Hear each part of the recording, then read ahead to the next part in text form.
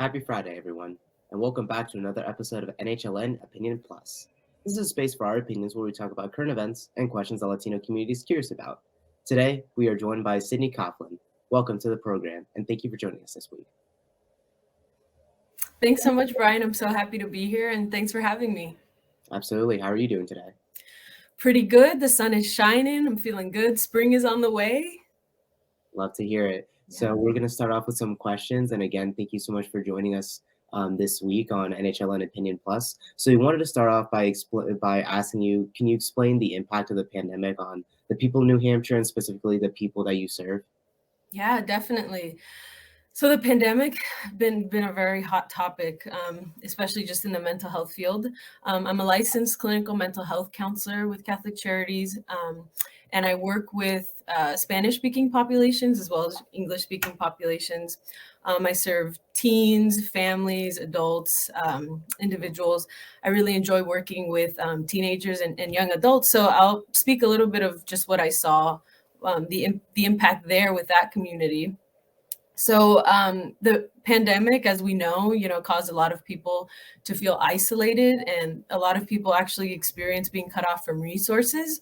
So for the teenagers that I work with, they really missed out on a huge portion of their socialization, I would say, with peers.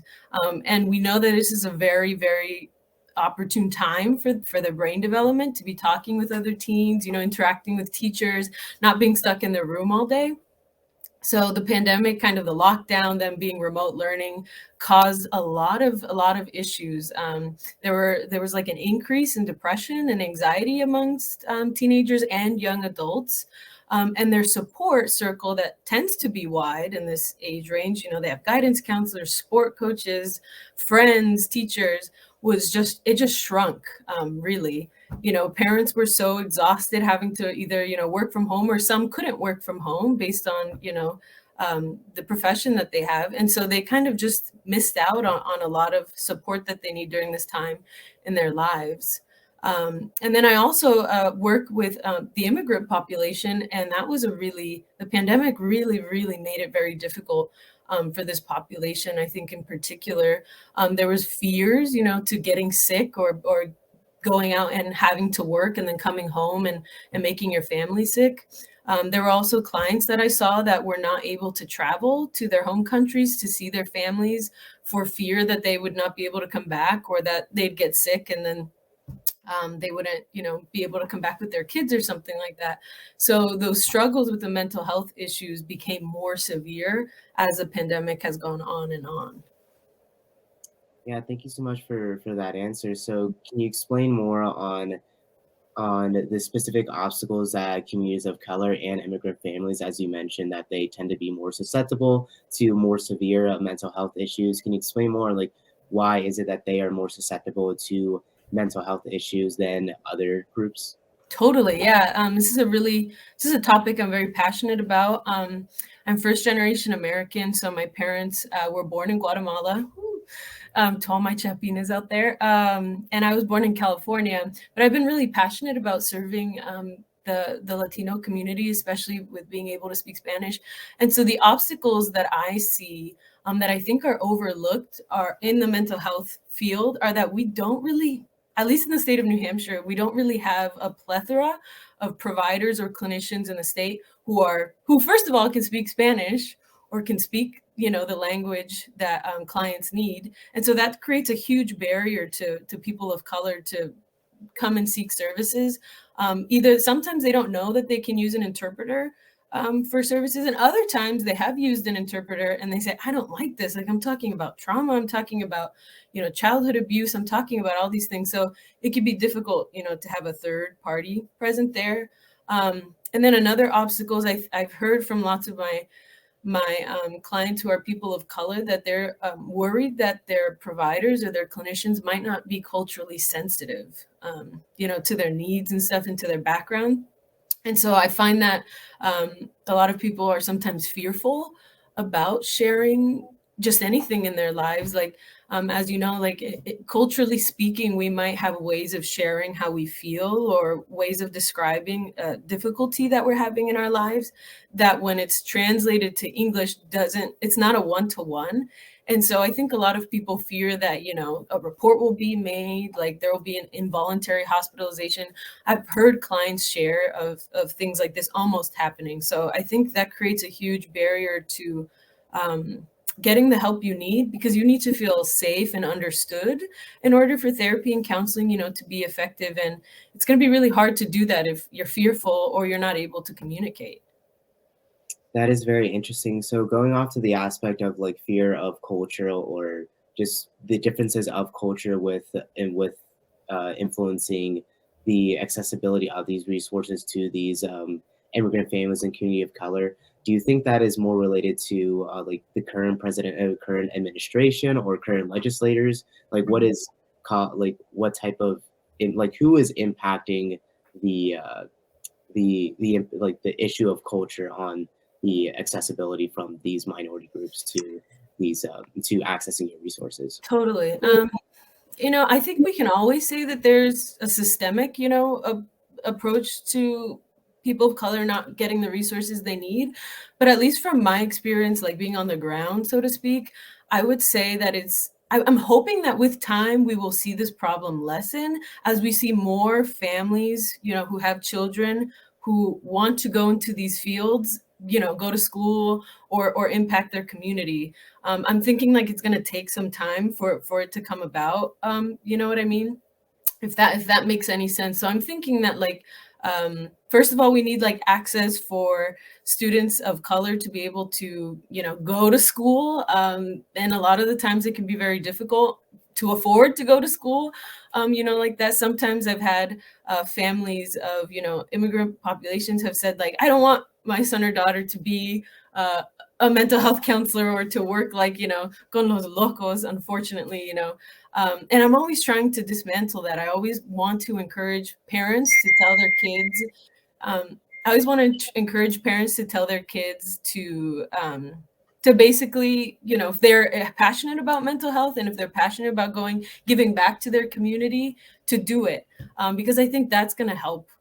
First of all, give people the access they need and just break the stigma. There's going to be more providers who look like the people and who are able to speak like the people who need the help. That is very interesting. So can you, I guess, like moving on with like as we had progressed through the pandemic and we are kind of like exiting the pandemic, can you explain like the status, like the impact, the importance of mental health issues? Like have they been lessening, or what type of new obstacles are we currently facing as we are exiting the pandemic? Yeah. Great question, Brian. So, first of all, I think I have to say that, you know, I talk with colleagues and stuff, we worry that we have yet to see the full extent of, you know, the impact the pandemic has had on mental health. I think that's actually something we're going to be seeing for like years to come, especially with like younger generations as they get older. I think we're going to see effects of what this, you know, period of lockdowns, period of just like overall loss of routine and disruption. I think we're going to see that with time. But from what I'm seeing now, I always see, you know, New Hampshire, we have those beautiful winters, but they can be cold. But I'm starting to see as the spring and the summer come along, people are starting to feel more hopeful.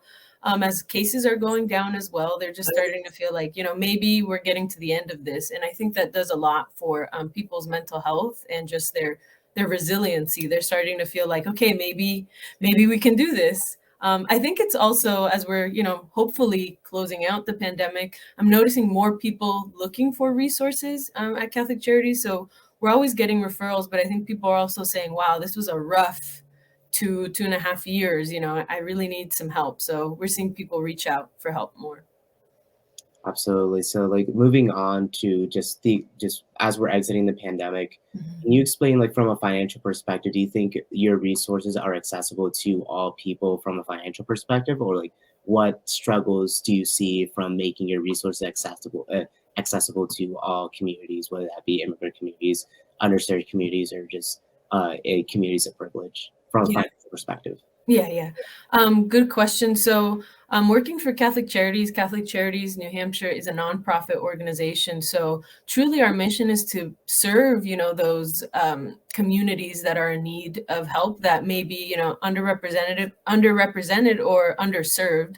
And I would say our services at Catholic Charities are definitely accessible. It's one of the things that I really love about working here is that, for example, I could speak to the mental health counseling services department. We accept insurance, but we also work on a sliding scale, which means that people don't have to say, "Oh my gosh, I don't have insurance," or I'm not able to pay hundreds of dollars for counseling.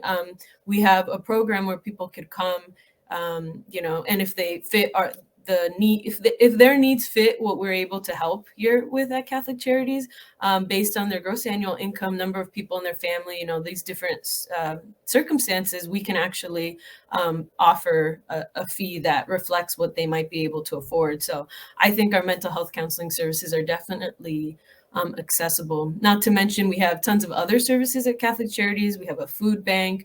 We have parish and community services, which are able to help the surrounding people with just resources like food, where to get community support. We have groups that are run on Zoom through that branch. We have immigration services that are offered as well by the awesome attorneys here at Catholic Charities.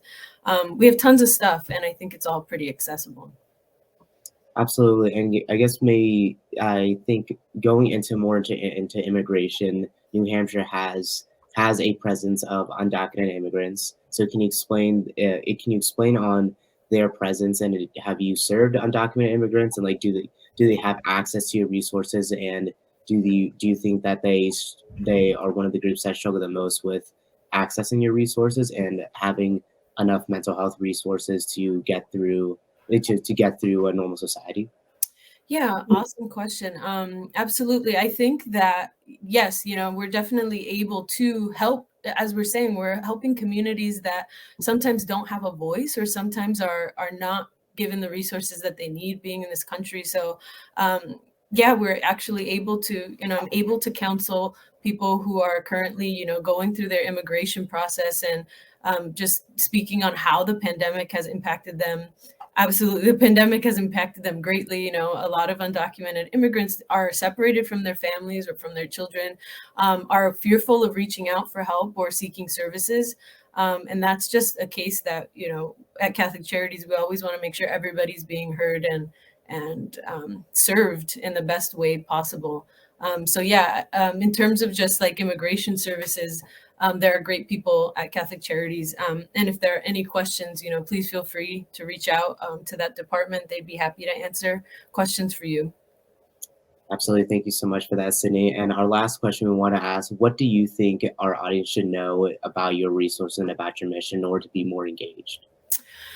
Uh, well, first of all, say if you think you might need some assistance or might need some help, please reach out to Catholic Charities New Hampshire. We have offices located across the state. We have people who are able to speak different languages, so do not be afraid. Reach out, and just sharing. What are some things I want to share with the audience? I would say. Don't be afraid to reach out for help.